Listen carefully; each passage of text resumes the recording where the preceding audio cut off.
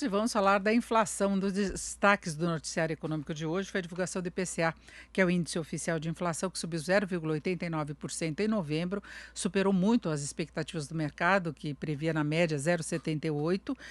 Com isso, o acumulado no ano foi a 3,13%, 12 meses 4,31%.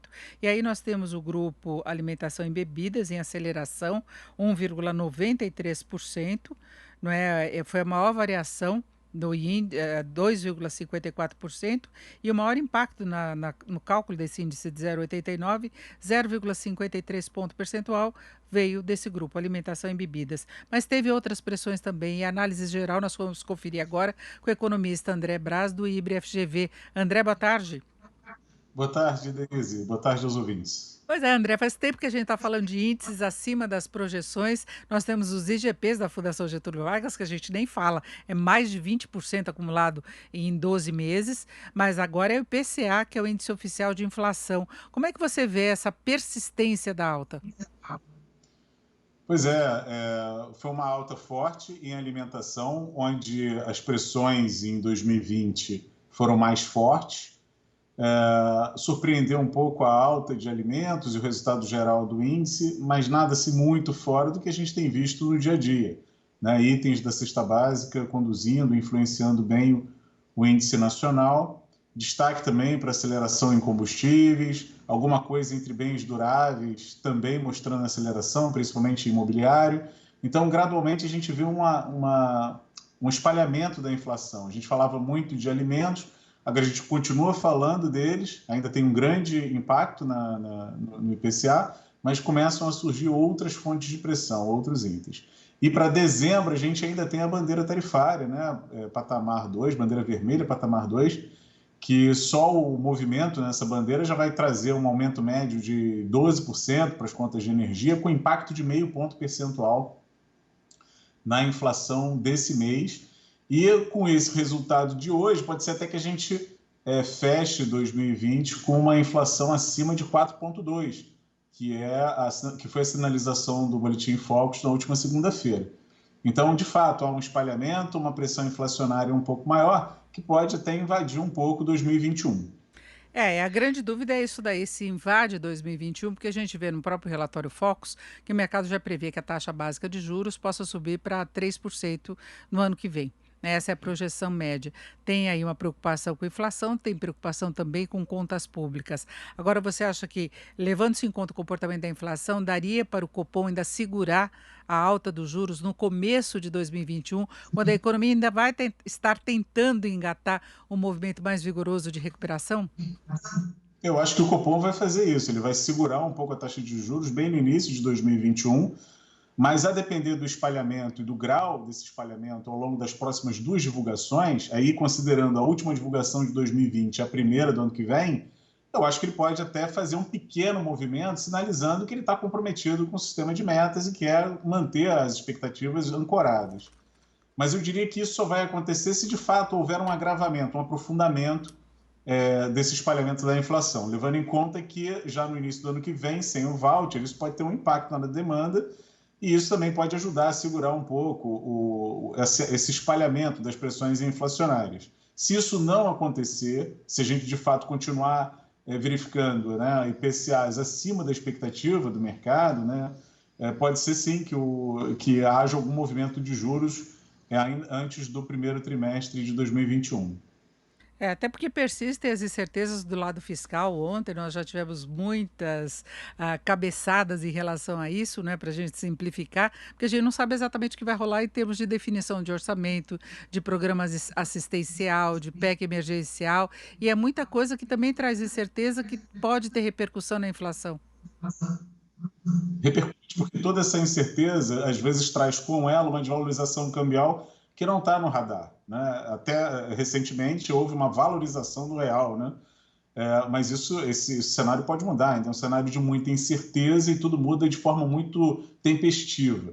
E isso pode, de fato, complicar um pouco o jogo no início de 2021. Eu acho que o governo tem que ser um pouco mais ágil na definição do que pretende fazer com a política fiscal, até para dar um pouco mais trazer um pouco mais de calma ao mercado, diminuir a incerteza e com ela o risco de uma nova desvalorização cambial, criar mais uma onda de pressão inflacionária, principalmente ao produtor, que é mais sensível ao câmbio.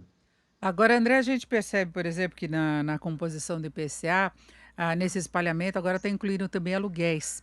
E em aluguéis a gente pode ter muita relação com os IGPs da Fundação Getúlio Vargas. É uma situação difícil de se lidar com a disparidade que houve dos índices desta vez. A gente já teve até movimentos inversos, em que os IGPs ficaram com deflação durante o período, aí era uma situação desfavorável para o proprietário. Agora, hoje, você vê muita gente com perda de renda tendo que negociar reajuste salarial, desculpa, reajuste contratual aí de aluguel, na faixa de mais de 20%. Né? Então, é uma situação bastante complicada, não é? É complicado, mas o que a gente verifica na nossa pesquisa de aluguéis residenciais é que, em média, a variação em 12 meses está em torno de 3%. Eu acho que, eu não me lembro do número que saiu hoje no IPCA, mas eu acredito que esteja em torno de 3, quer dizer, abaixo da variação média. Não houve aí nenhum aumento real no aluguel residencial, apesar dele apresentar alguma aceleração nessa reta final de 2020. Eu acho que o IGP é muito citado nos contratos, mas ele é pouco praticado. No momento, o inquilino tem um poder de barganha um pouco maior, porque vale para o proprietário manter o imóvel alugado com um inquilino bom pagador do que tomar um risco de perder esse inquilino e ter que arcar com contas que hoje ele não precisa arcar. Então, eu acho que nesse momento há muito espaço para negociação e o IGP não tem sido muito praticado exatamente pelo bom andamento aí das variações de aluguel residencial que fazem parte do IPC e que estão abaixo da inflação do próprio IPCA nos últimos 12 meses.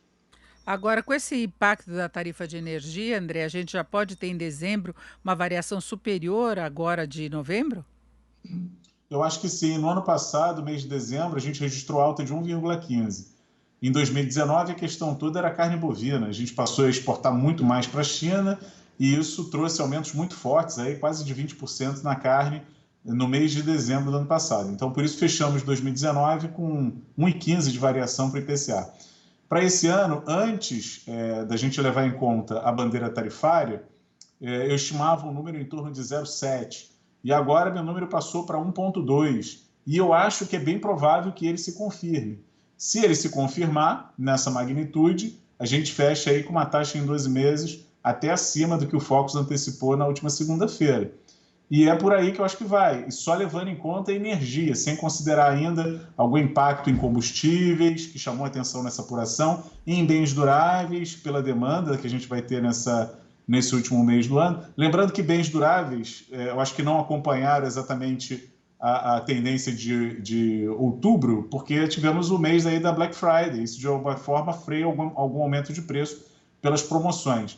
Mas já para dezembro, eu acho que essa parte de bem durável volta a subir, né, tanto pela demanda, né, quanto pelas pressões de custo que vários bens duráveis estão sofrendo, né, pela desvalorização cambial, e isso pode ajudar aí a fazer com que, de fato, essa inflação supere a do ano passado, nesse último mês do ano, fazendo, então, a taxa em 12 meses andar um pouco mais.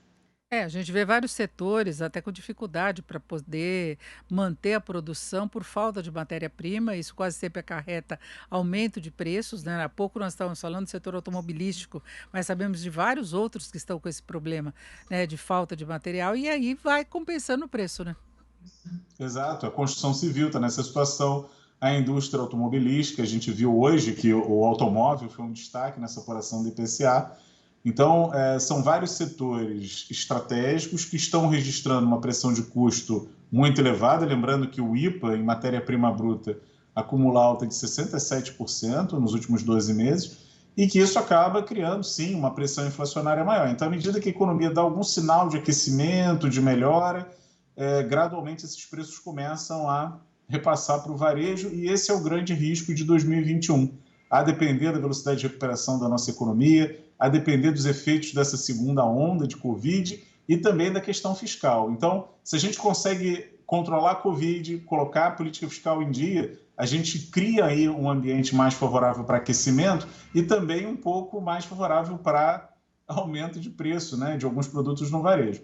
Mas aí é uma tarefa que a política monetária vai dar conta. Eu acho que a prioridade mesmo é a gente fazer com que a economia se recupere o mais rápido possível. É isso, conversamos com o André Brás, que é coordenador do IPC da FGV Ibre. André, muito obrigado, uma boa tarde. Boa tarde, Denise. Um abraço para você e para os ouvintes.